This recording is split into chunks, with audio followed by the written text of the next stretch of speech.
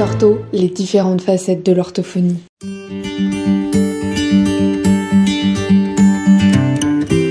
Je suis Swazik Barabès, je suis orthophoniste. Je travaille en cabinet libéral et aussi dans un CAMS, un centre d'action médico-social précoce. Je me suis formée au Macathon il y a 6 ans et depuis je l'utilise quasi quotidiennement.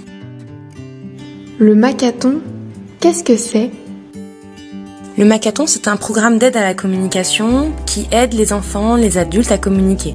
Il a été mis au point par une orthophoniste britannique dans les années 1970 et ensuite traduit pour être adapté en France. Le Macathon utilise la parole, les signes et les pictogrammes. Chaque signe et chaque pictogramme correspondent à un mot. Ils offrent une représentation visuelle du langage qui peut aider à améliorer la compréhension et à faciliter l'expression. Le but est d'apporter un canal de communication supplémentaire en proposant un autre support d'expression et de compréhension. Donc quand on utilise le Macathon, on utilise les signes et ou les pictogrammes et on parle en même temps. Comment vous êtes-vous formé au Macathon ? J'ai été formée au Macathon en 2016 en suivant d'abord la formation Macathon au quotidien au sein du CAMS dans lequel je travaille et puis j'ai suivi la formation complète en 2017. Avec quels patients cette pratique peut-elle être utilisée ? Il est possible d'utiliser le Macathon dans le cadre de nombreuses pathologies, que ce soit pour des troubles de la communication, du langage oral, du langage écrit ou alors pour des troubles de la communication dans le cadre de pathologies neurodégénératives par exemple. Le Macathon peut s'utiliser avec tout patient qui présente des troubles de la communication et du langage, quel que soit son âge, et on prendra en compte ses capacités communicationnelles, motrices, praxiques ou encore cognitives pour adapter au mieux l'usage du Macathon. Quels sont les bienfaits de cette pratique pour les patients ?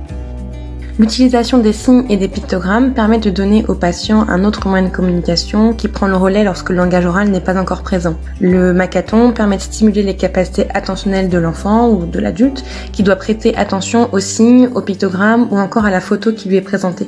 Cela va également permettre de mobiliser les prérequis à la communication, tels que l'attention conjointe, le tour de rôle, le pointage, l'imitation, afin d'installer des échanges non-verbaux et ou verbaux entre les interlocuteurs. Au niveau expressif, le patient a la possibilité d'accéder à l'ensemble des fonctions de la communication, donc il peut faire des demandes, formuler un refus ou une opposition, dénommer, décrire, commenter, raconter, exprimer un sentiment. C'est en ça que le Macathon, c'est une aide à la communication, à l'expression et à la compréhension. Par ailleurs, le Macathon s'adresse également à tout l'entourage de la personne en situation de handicap, ses parents, les membres de sa famille, les professionnels qui l'accompagnent, le personnel de l'école, etc. Quelles peuvent être les limites de cette pratique ? Ce qui peut être difficile avec le Macathon, c'est que cela demande de l'investissement de la part du patient, de sa famille, des professionnels, et qu'il est parfois difficile d'impliquer toutes les personnes qui gravitent quotidiennement autour du patient qui va utiliser les signes et les pictogrammes pour communiquer. De plus, la mise en place peut être longue, ce qui peut décourager certaines familles. Certains patients vont très bien se saisir du Macathon, d'autres moins. L'utilisation des signes nécessite également des capacités motrices et praxiques qui peuvent être déficitaires chez certains patients, ce qui va entraver la réalisation de tous ces signes. Pouvez-vous nous donner un exemple de cas ? Alors je pense à un patient porteur d'un trouble du spectre de l'autisme, suivi au CAMS depuis 3 ans. Il a commencé à investir les signes il y a plusieurs mois lors de ses séances d'orthophonie. Aujourd'hui, il a 6 ans, c'est un petit garçon qui n'a pas encore accès au langage oral et qui utilise spontanément les signes pour s'exprimer. Il se sert également des signes comme appui de compréhension. Il possède aussi un classeur de communication contenant des photos et des pictogrammes scratchés aux pages. Il peut emporter son classeur à la maison, à l'école, lors de ses accompagnements thérapeutiques, et il s'en sert pour faire des demandes, raconter quelque chose ou développer son lexique.